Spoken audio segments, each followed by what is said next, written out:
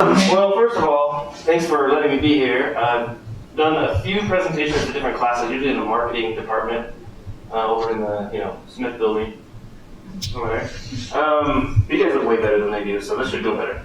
And for those that are tuning in later, I hope this doesn't disappoint. You don't like speed through on double speed or something when you're watching this. But yeah, so my name is Mitch Workman. I took classes from Brother Howard when I was here 15, 16 years ago. So if you can get through his class, then you're well on your way to having some success, at least as far as how I measure it. I graduated in 2006 as a comm major with emphasis in advertising at the time, and I thought, man, all I want to do is write copy, create graphics, and just throw up ads, and the world will be a great place because I feel like I can be creative and I don't have to worry about like all the important business stuff, right? And so that's kind of where I headed and where my thoughts were headed. And then after graduation, reality hit and realized, okay, I gotta get a few more arrows in my quiver. I gotta broaden my horizons a little bit and figure out how I'm going to develop a career path, right? So I'm definitely not the smartest in the bunch, and so I figured I was a little bit late to the whole planning game. And so anyway, I got a job after graduating doing radio advertising in local radio stations, right? And when you're in a small market local radio station and you do advertising, you do everything. You have to sell it, you have to communicate with the client and have client relationship skills, you have to create the ad copy, sometimes you have to help produce it and do voiceovers and do that kind of stuff, right? So it's all of that, and that was great, except I hated selling. So that didn't last super long. I was looking for the next ship to sail into. Anyway, fast forward a couple ships later, then I started working for a digital marketing agency. And wouldn't you know it, the first job in that agency was doing sales. So that was not like my dream either, but I knew that it was a good stepping stone, and I learned a ton. And then after about a year in sales, I moved into on the production team, where I was actually creating content and doing marketing work for clients that we had. And in an agency setting, the dynamics there are a lot of high stress, a lot of pressure, because you always have so many different clients, and they're always calling, and they're always emailing, and everybody feels like they're the most important, and you have to treat them like they are, and then still go back after you hang up the phone and reprioritize, which ones are the most important for me to get done, so my boss doesn't yell at me, and we can maintain happy clients, right? So that lasted for a couple of years, and then, as Brother Howard mentioned, I kind of randomly, so this is a little life lesson, I guess, to take a little tangent. I got a random phone call one day from an acquaintance who built websites, and he's like, hey, this guy is looking to hire somebody to do in-house search engine optimization, right? How many of you guys know what search engine optimization is? So basically what that means is, Ben, you raise your hand. What's that? SEO, so basically search Google and stuff, and it means your name gets pops up when people search for it. Yeah, so optimization, you want to put your website or your online platforms, whether it's a website or a YouTube channel or whatever, you want to try to get those in a position where when people search for terms you want to be found for, you show up in Google, right? So got a call, this guy wants to hire somebody, would you be interested? I said, sure, I'll talk with him. This was Brother Howard's high school friend. An hour later, he calls me. 2 hours later, 5 o'clock after I clock out of work, I'm over there in shorts and a t-shirt and no resume and bad hair.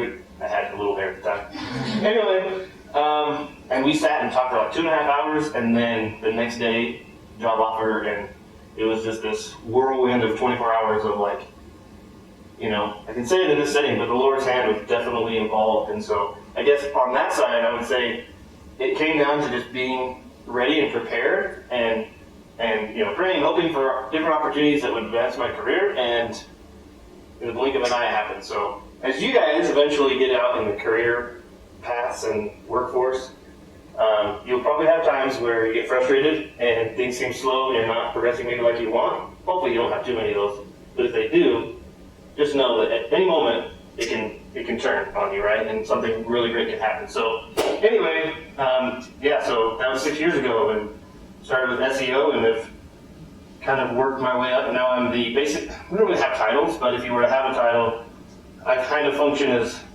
like a chief marketing officer or director of marketing or something like that, right? We're still a small, medium-sized business, but so we have smaller like, in-house staff. But that's kind of the function and the role of what we do. And so my job is all things marketing, and so a lot of that boils down to content, right? So hopefully today we can kind of talk about like my experience and some of our strategies, and I'd love for you guys to ask as many questions as you want, comment, even negative comments. That's one thing you'll learn, especially if you're in social media, you get a lot of negative comments, so I'm okay with those.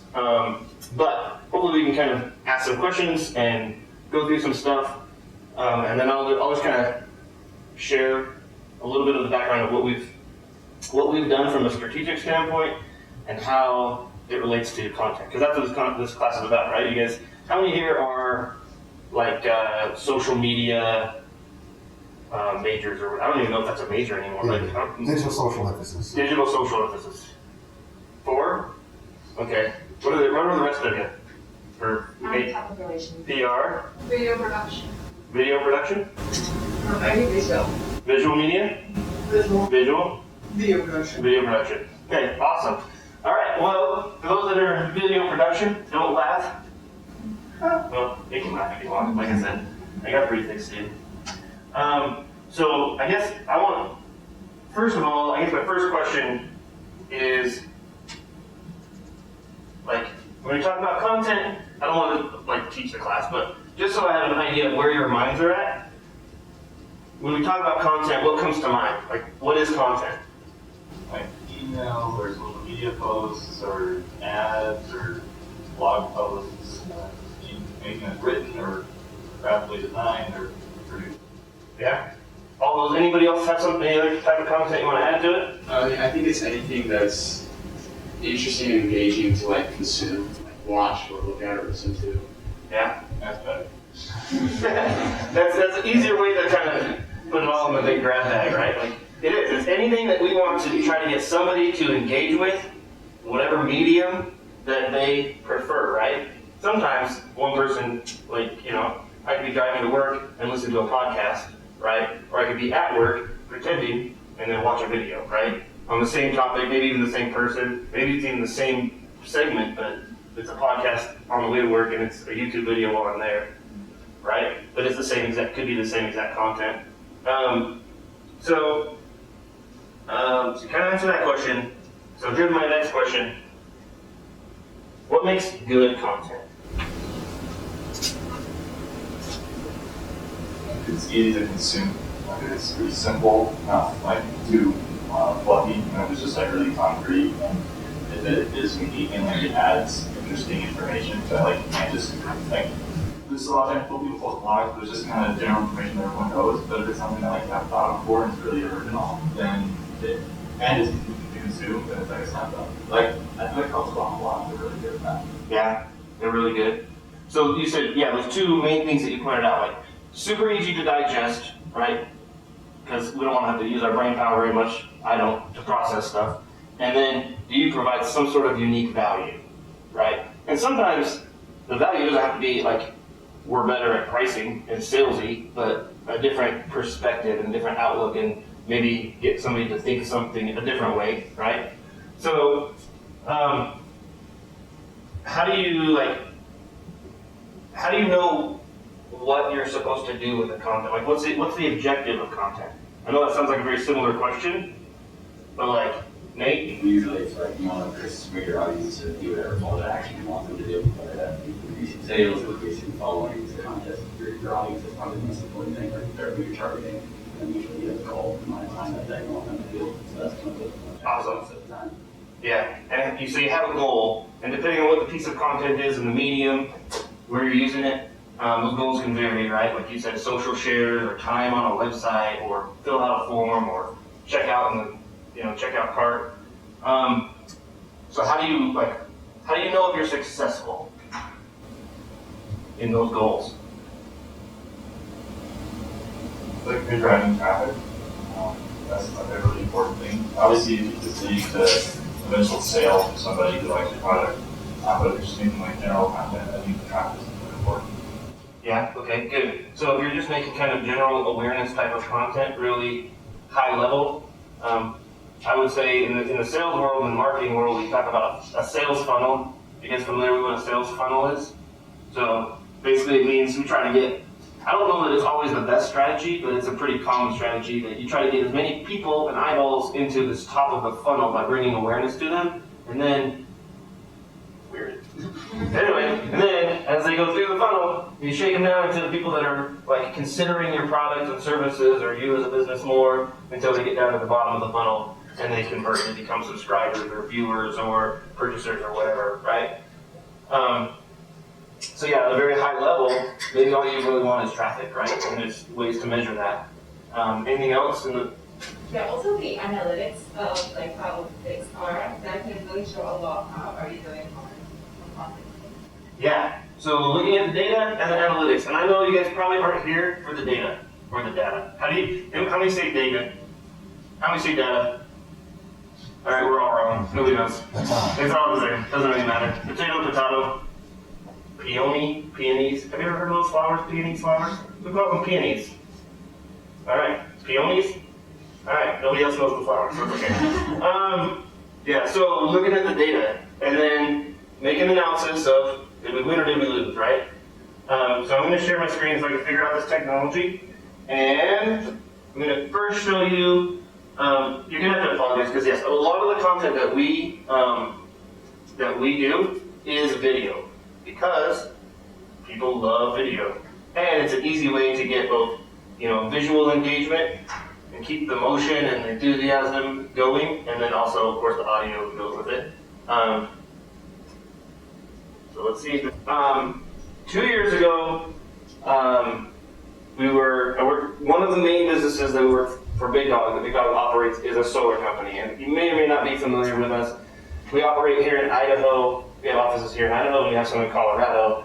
But we service a lot of other surrounding states. And a couple of years ago, we decided we got to be more aggressive at generating leads and getting people that are interested in learning about solar and looking into solar to buy and all that kind of stuff. So we're looking at different options and had a meeting with a guy, never met him before, met through an acquaintance, and his name is Kyle Rawson. He's here in Rexburg. He operates a company called Darcy Media. And so we talked about, okay, what can we do for content creation? How much is this going to cost? What's the plan? What are you guys' strategy? How does this work? And his strategy and thoughts aligned with ours, and basically it was, hey, we basically need to create a lot of content, a lot of video content that is going to put us as the friendly, likable people in the industry, so that it was a long-term play, right? So over the course of time, enough people recognize our brand and our name and our style as fun and human and interactive and engaging, so that they'll look for us more and they'll engage with us quicker and easier and that kind of thing. So we said, okay, let's give it a shot. Let's see how this works. And that was 2 years ago. And this is not data that shows 2 years, but this is from last year to this year, basically year to date. And what this is basically showing us, the two forms of traffic that we get to our website that give us indication of how well that has done for us over the last couple of years are through our organic traffic. So how many organic visitors are we getting compared to what we used to get? And how many people are searching for our brand name directly and typing in bigdogsolar.com directly? And that, obviously there's a lot of other things that go into that from a marketing standpoint, but as far as how the content, what I should say is a huge piece of that puzzle is the continued content creation that we've done. And there's been some written blogs and some email blasts and some things like that. But most of it is the video content. And so all this shows is simply that from last year to this year, our direct traffic has jumped up 157% from almost 4,000 users to 10,000. And our organic traffic went almost 77% from 4,200 to 7,500. And I don't want to bore you with more data, but all I'm showing you that for is so that when my boss says, why are we spending so many thousands of dollars over this course of time on video, we can say, well, because we have way more traffic, and then if we were to go back, and look,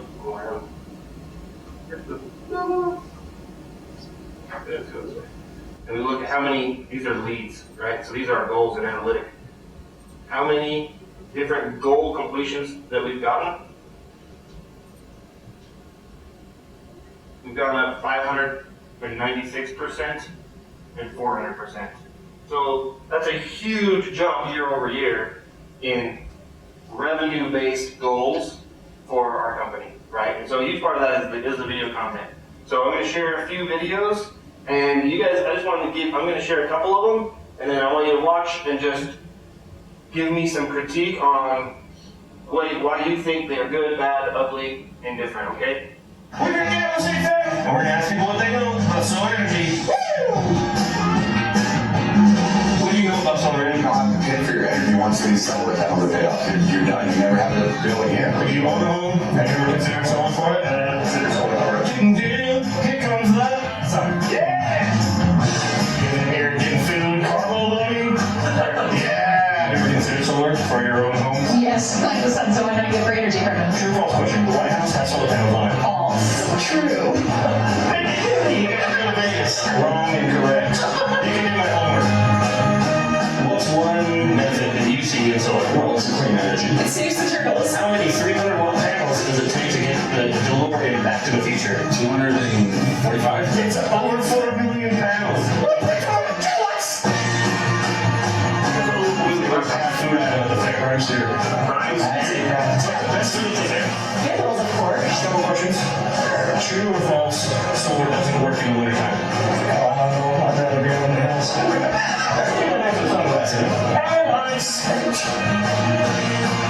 All right, this is Nick reporting live with John Petty. John Petty, on the camera. Hey, tell us one thing you know about solar energy. You have it in your home, right? I do have it in my home. Yeah. Is it Bill? Right, crikey. Is it Bill? That's fantastic. That's like a shrimp on the market. See you, Dan. Alright. Okay, so that was one that gets really early on. That was like a few months into it. So I want your feedback. You guys are a different target audience than the solar customers, but you know about content, so give it to me in the back. I can't see your name today. Oh yeah, I didn't. You didn't put it on there. Say Gene. Gene. I just thought it was fun and entertaining. Maybe want to watch the rest of the, I guess, interviews. And yeah, it wasn't boring. You know? I mean, staying on videos. Check you engage more. Because that was something I was thinking about, like what kind of content is going to create without solar. And I guess I was looking for, in my head I was thinking more informational, a lot more, I guess, serious or informative. But Yeah, like how many kilowatts does it take to power a refrigerator in the middle of winter? the kind of like Gene said was very just like upbeat, fun, and kind of just like something like you didn't have to stay like, oh, you have to talk about something boring or something serious. It's like it was a lot of fun and engagement, which was kind of I was surprised by. Yeah. I'll get Sam and then Ben. It's a good video because, you know, it is at the top. It's video at the top of the funnel. It's just awareness. You know, you're not selling anything in the video. You're not, asking for a purchase or anything. It's just awareness of the brand and everything, which is perfect for where we're at in the funnel. Yeah. Ben, did you have a comment? Yeah, I was gonna say, I think the video might have benefited for a little bit more of like facts. Like when you talked about the White House, like having solar panels, like that was interesting for me. I was like, oh, wow, I didn't know that. I was like a lot of those were like, hey, what experience do you have with solar energy? What's your opinion on it? Which is good to survey a crowd, but I think it might have benefited to get like a bit more facts like the one the White House. Yeah, so sprinkle in a couple more tidbits of factual stuff. Yeah. I don't know a lot of facts, I just go off like theory, so that's kind of squeeze out at the time. It's like your average person doesn't really know a lot about solar energy. Yeah. So like, I mean, if we were like surveying what people thought of like Chick-fil-A, I feel like that's different because it's like, okay, everyone knows Chick-fil-A. Yeah. Like solar energy is such like an outlet topic that it might have benefited for more educational facts. Yeah, for sure. And so I think what you said is spot on. The intent of this was just, hey, we're going to get out in the community. People know the state fair. They're going to recognize it. People that are in there, even if they're there for half a clip, right? Those kids that are like carbo loaded, they're like 133 pounds and they play offensive line. But it doesn't matter. They're like going to see that video, or their mom's going to see that video, and they're going to love it, right? And so it helps kind of spread, I won't say the virality, necessarily, but it will spread the breadth of how far that video can go by including a lot of that. But yeah, very top funnel. We didn't want to do too many facts because we didn't want it to make it boring. We wanted to err on the side of keep it light and engaging. But what we did want to do is kind of create an interest in some of these videos so that people eventually do watch, they feel like they want to watch more the next time they see a Big Dog video. They're like, okay, I'll watch another one, right? So here's another one that's more mid-funnel. For me, I just can't stand getting charged more than the minimum, so I want solar. Big Dog is a company I'm gonna go with. They're reputable. There's very few people that are genuine. That's Brad with Big Dog. They don't take shortcuts on anything.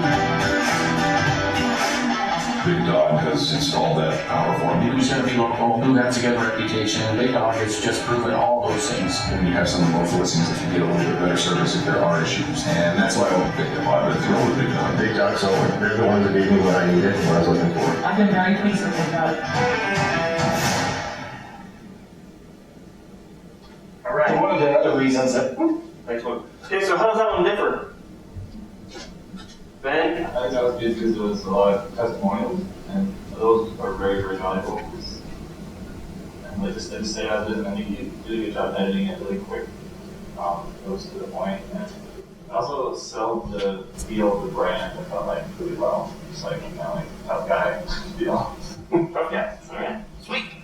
Yeah. Okay. In the back. I like the, Kyla? yeah, Okay. I like the whole ideas of them like entertaining, like fun, and it's not like a sit down like, all right, we're gonna talk so, you know, like they're engaging, but this one's definitely more informational, but I liked that the other one as well. Also just like showed the brand's personality and like that you guys are like fun guys and you would be a fun company to work with and like gives that additional like introduction to the company.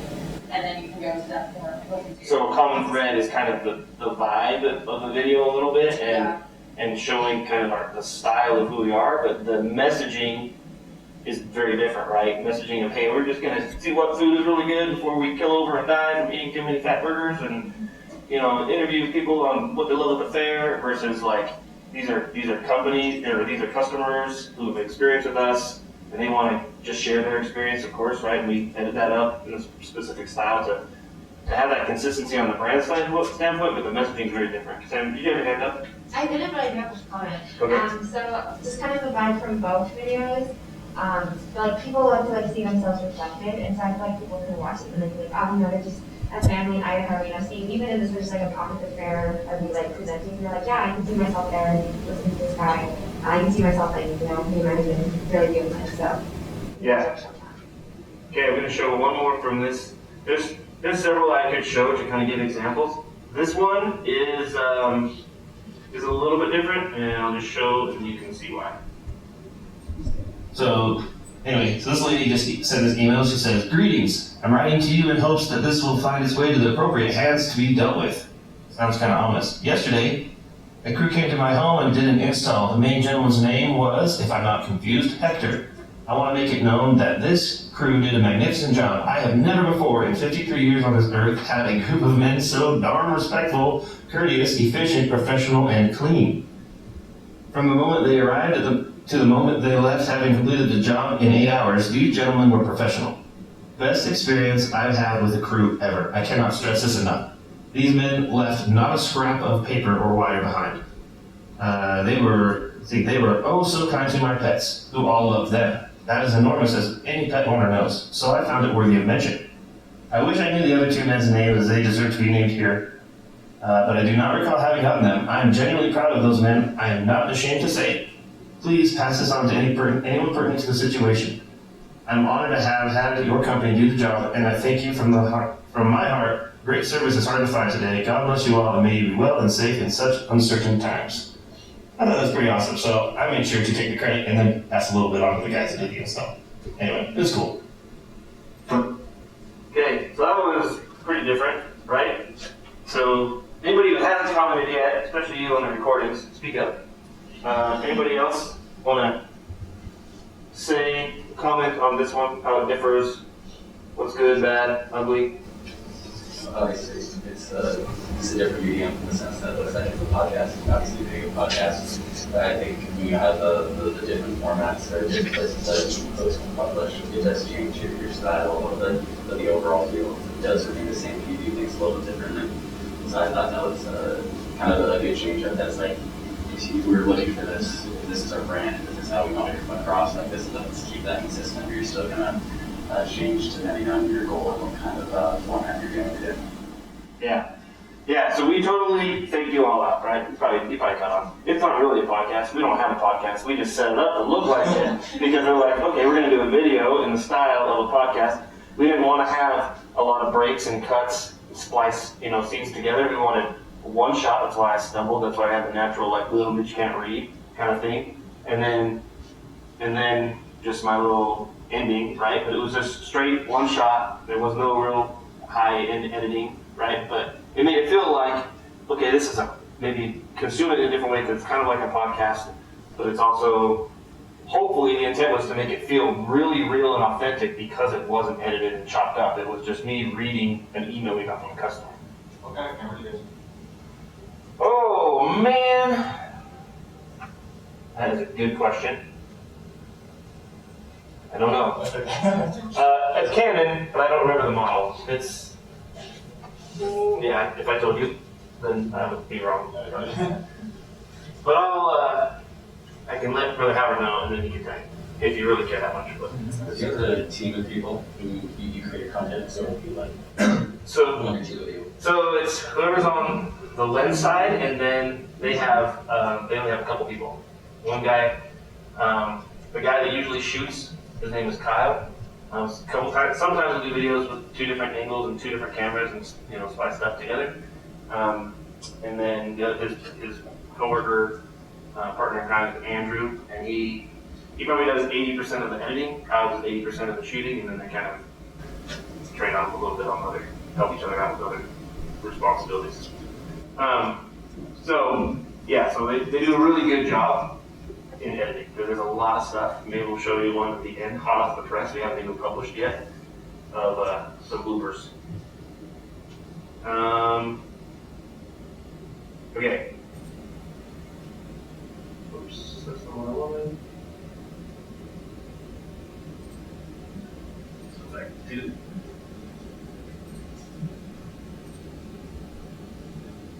Oh, close. Just close. How did that know? I think it's what you're talking about. Okay, we'll go this way. Yeah. So obviously you have to know about solar panels to be able to sell them and advertise them. Did it take you like a long time to learn about them, or were you already familiar with them when you started? For me, it took a while to learn, and then mostly we wing it. No, there's certain things we have to know and learn and understand. But what you'll see if you watch a lot of these, you would probably catch on pretty quick that we don't pitch a lot of facts and specificity on different components and stuff like that. Really, it's most of our content is brand centric, and then we go into the benefits of solar in general, and then a little bit into specifics of kind of technical specs of solar and stuff. Let me see if I can find. This one is a little bit more informative on like how it works and the process of going solar, right? So this is for like people that are really thinking about going solar. What should they expect from us, and how does the process work? Yeah, it's Mitch here with today. We're going to walk you through the 7 steps of getting set up with solar. Step 1, we do a site survey, which can be as easy as taking pictures and information from your sales consultant or sending to real professionals and they get all the dirty details. Step 2, plans and design. This is when our professional team of designers will sit on the computer like this, and they will lay out how their panels are supposed to look so that they can send that off for your approval and approval to our engineering team to make sure it's all compliant. Bada bing, bada boom. Step 3, permitting. We have to get permits to do our job so it's all legal on the up and up. So we submit those and hope that they come back quickly, but sometimes it can take a few weeks. So we just wait. Usually it's pretty quick. Step 4, The installation takes place in better Disneyland, baby. This is where magic happens. This is when your crew shows up. They put panels on your house. They tie into your electrical panel. They get it all set up to tie into the grid and everything. Real magic happens here, baby. Step 4. We're done with that part. On to step 5. Numero 5, the inspection. Pretty simple process, but we have to schedule that and wait for a few days for somebody to come out and tell us we did a good job. Step 6, meter swap. All we have to do is have your utility company come and swap out your old panel for the bright new shiny one that gives you credits for everything you produce. And finally, step 7, system turn on. You are actively a solar customer and we got you set up on monitoring so you can see all the gorgeous credits you're earning. Congratulations. I'll see you later. Should work. All right, so that one is more lower funnel and kind of informative of what to expect. But what we tried to do was we tried to make it. We had kind of the idea of the steps, right? But there was no script. We never script out like a dialogue of what we're going to say because then it just comes off too rehearsed. So there's some pros and cons about that. But in this particular video, we tried to make it so it's still got some kind of freestyle, if you will. Feel to it, but it still goes through a real good, thorough process of what customers should expect, right? So that's really targeted, like I said, to those lower funnel people. Another question real quick. Yeah. And what's the process behind it? Is it like, okay, this is our goal, now we're gonna brainstorm ideas, and we take the idea of the reel, and then we go shoot it. The strategy behind what videos to do and when and how and all that. Yeah, is that usually how it goes? It's kind of like goal, idea.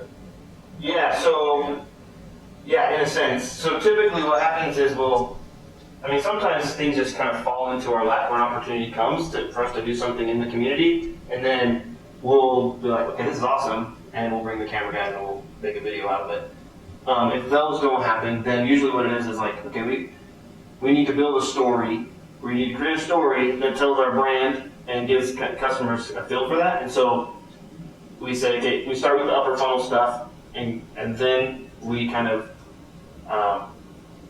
fill the gaps. Like if we've got a few videos that people are engaging with that are really high level, then we'll say, how do we create something that adds a little bit of fact and information, educational value, and then we'll add another one maybe the next month or a couple months down the road where it's a little more, I wouldn't even say call to action heavy, but you just get the feel like this is like the one we just saw with the 7 steps. That's probably as close to like you should go solar as we ever do in the videos. Like when we post them, we'll post them on Facebook and use them on ads, and the copy will have a call to action, but the video content never really has a strong one. And that's strategic, right?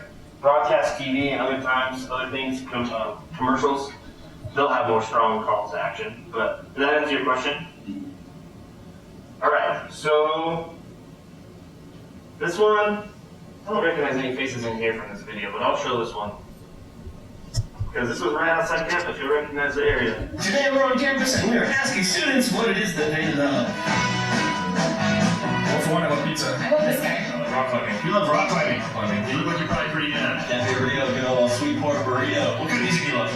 Country. Are you going to class? I'm just over the gym to work out. Do you love working out? I do. Mom, I love you. What do you love? Yes! I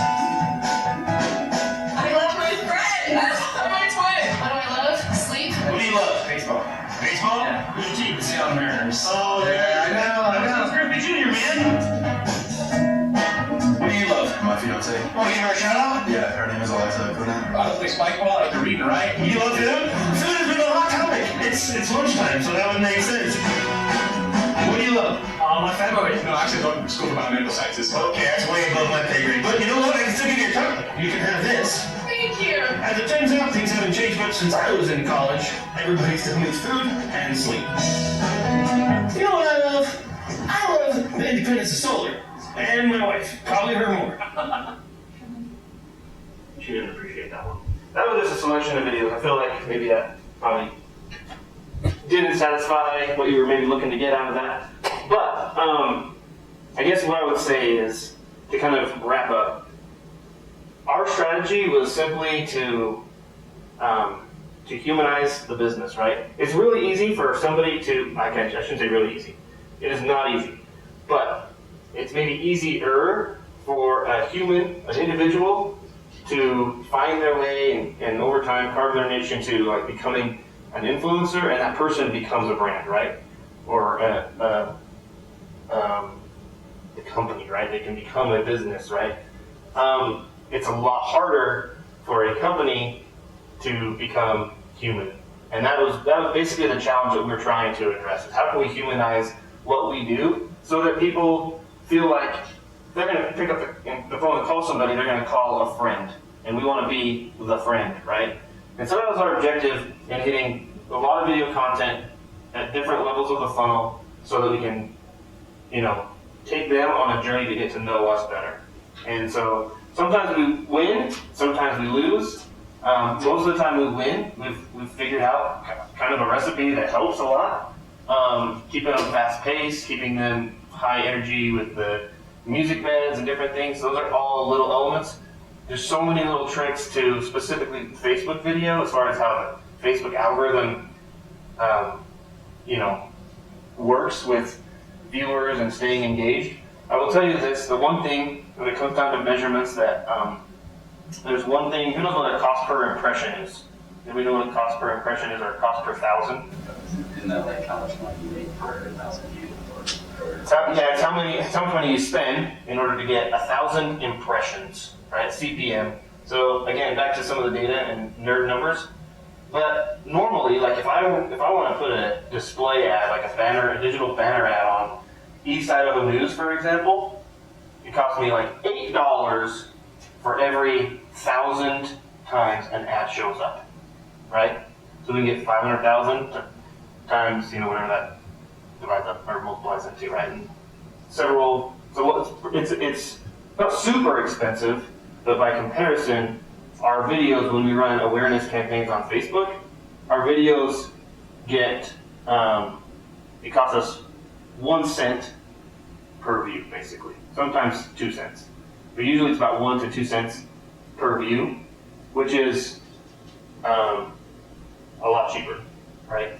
So anyway, the point is, or per 1,000, is it per 1,000? Can't be per 1,000. Anyway, it's like as cheap as it gets. They don't get any less than a penny.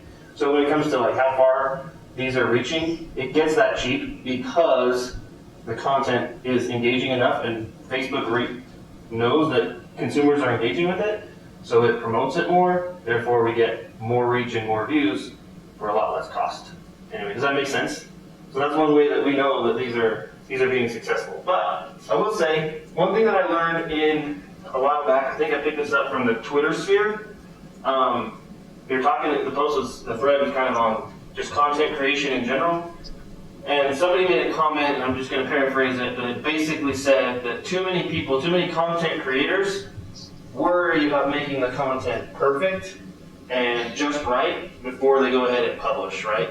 And there are some things you have to check the boxes with, like you don't want to be blatantly rude or alienate an audience, or you got to check some of the politically correct boxes and stuff like that, or branding if you're a company.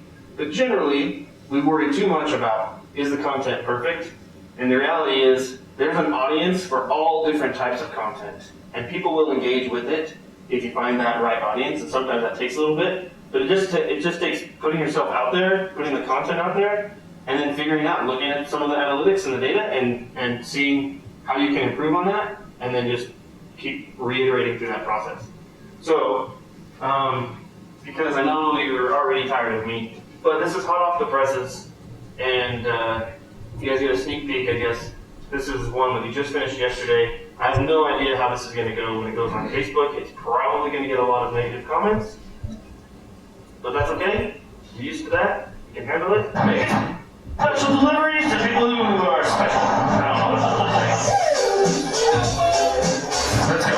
We're out in the ladder. What am I saying? Keep it for Officer Hagen because he likes to give out tickets, and if you do, you can at least give him a candy cane. Oh, maybe not so important. Does this matter one side or the other? Let me do my hair. Liar. Lincoln Court retirement. We've been here in a couple years. Got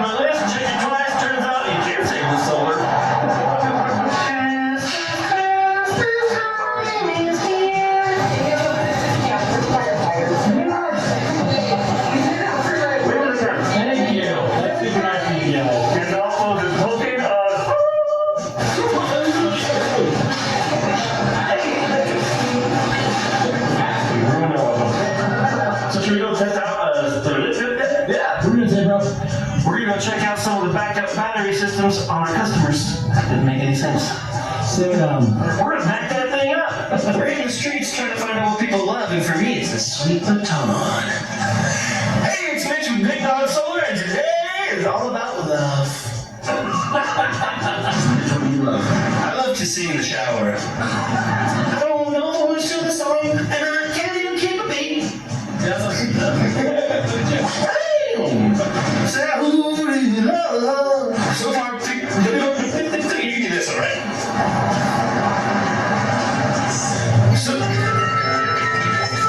Sorry, there's a lot of love in the world, baby. Start spreading it. Her, I hate cold. Her, I had a hot pepper.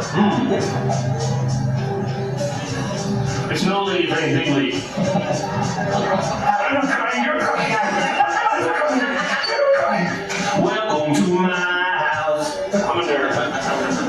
Hey, nerd, you know, stay fair, we're finding out what people know. I've never played that. Rolling the solar. We do that solar. All right, this is Nick reporting live with John Petty. John Petty on the camera. Hey, tell us one thing you know about solar energy. You have it in your home, right? I do have it in my home. Yeah. That's fantastic. Let's have a trip on the body.